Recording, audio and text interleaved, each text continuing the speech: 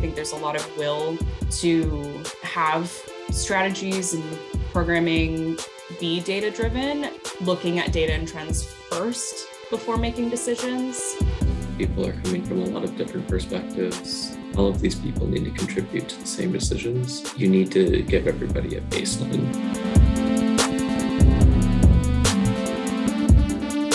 The dashboard that we have on our website now is kind of giving us a big picture of system performance.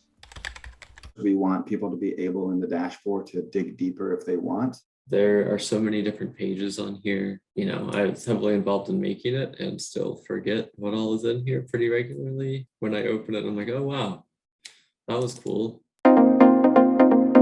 So the first thing we have in the dashboard really focuses on capacity and move-ins, speaking specifically about the number of year-round beds broken down by each of the different program types: emergency shelter, permanent supportive housing, rapid rehousing, safe haven, and transitional housing.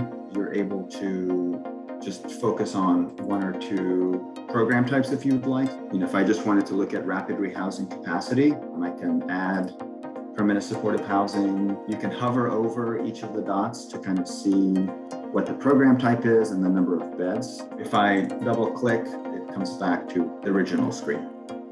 The bottom hand panel shows permanent housing move-ins. In blue are the number of people who are moving into rapid rehousing by month. And then the orange is the number of people who move into permanent supportive housing by month. What we show in the dashed line is the trend overall. One of the things you can do in the dashboard is to zoom in to a certain section of the figure. You can double click to go back. This tab right here shows housing move-ins by race and ethnicity, and it's a very similar kind of chart. If you're interested in just looking at the total number of people that are housed, you can do that as well in this chart here. And then you can see the kind of proportions of and the number of people who are moving into permanent housing by race and ethnicity. The next tab, also here under capacity move-ins, allows you to look at capacity. That this actually breaks down the capacity numbers that we saw on the first page by program and agency. One of the things that I really like to do is to use the table here. It allows you to search. Let's say you're looking for Caritas, for example. You can then, for example, only focus on PSH, permanent supportive housing for Caritas. Let's say I want to look at just 2021 quarter 3, and I'm looking for just rapid rehousing.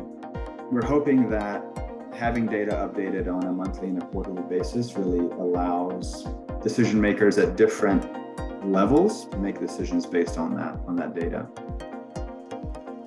All right, the next tab of the dashboard, and it is called Housing Move-ins Details.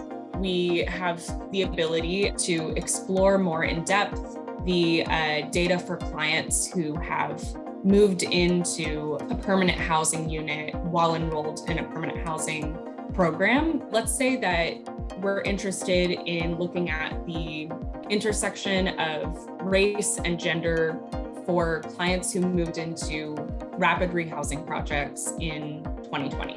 I'm going to leave gender here, but I'm going to drag race and ethnicity right here, and you'll see that the table automatically changes.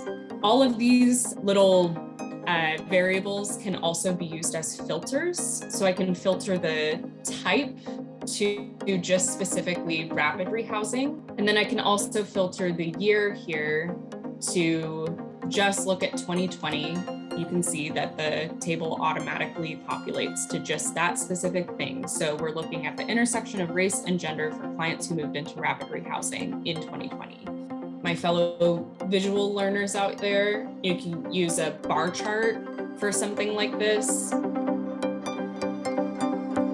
Also have the ability to change from counts to, let's say, like proportions or percents. So for example, here we can see that for clients who moved into rapid rehousing in 2020, of those male clients, about 29% of them were Hispanic or Latino. This is an easy way to really cut away at the data and find exactly what you're looking for.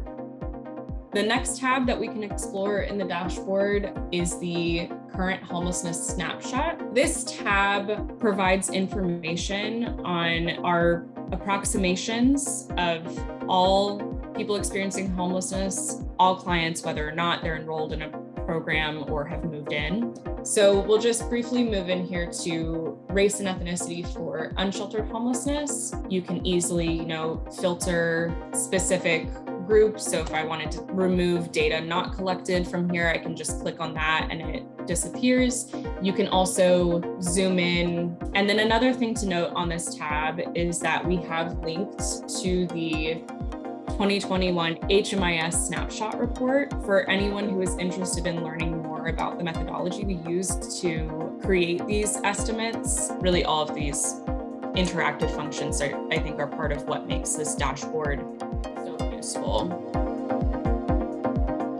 So the next page we're going to look at is the Permanent Housing System Club. On this first page, days from homelessness start to CA is going to be from when you first experienced homelessness to when you actually took the coordinated entry assessment. The next step will be from CA to referral, then from referral to enrollment, and then from enrollment to move-in. That's from when you enroll in the program, you have a case manager now, but you still need to find a housing unit and move in, get the keys, actually stay a night there. We have the people going through CE tab, and you can see all of these will have the same y-axis, so you can compare one stage to the next. For each of these steps, we go into various demographic breakdowns, such as race, age, household type, and we only focus on these three race ethnicity groups: Black, non-Hispanic, white, non-Hispanic, and then any race, Hispanic, Latino. That's because all of the other groups are very small when you go to this specific of a metric. So the day estimates that you're going to get are going to be unreliable and really speak more to individual cases rather than an actual system trend.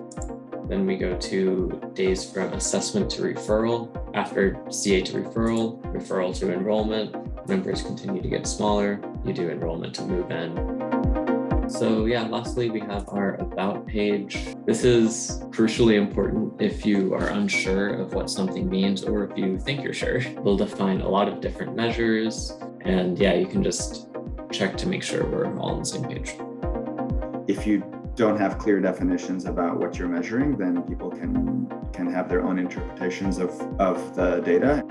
Our hope is that the data that we have in the dashboard and that we present allows us as a system to be able to make decisions in response to the data they see. Having this be something that people can check up on routinely is an excellent tool for the community.